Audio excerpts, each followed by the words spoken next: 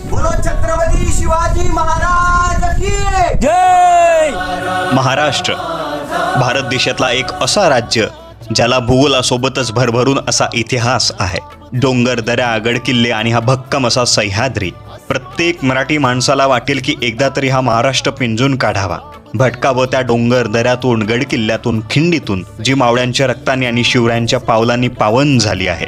आणि तोच अट्टहास बाळगून आम्ही दोघे मित्र नोव्हेंबर 2025ला महाराष्ट्र अनुभवायला निघालो. हे मात्र खरं आहे की 7 दिवसात महाराष्ट्र फिरणं अशक्य. पण नागपूरवरून रायगड, सरसगड, कळसुबाई, हरिहरगड, त्र्यंबकेश्वर वाटेत जे मिळेल ते बघितले आणि असंख्य आठवणींचा साठा आम्ही दोघांनी गोळा केला.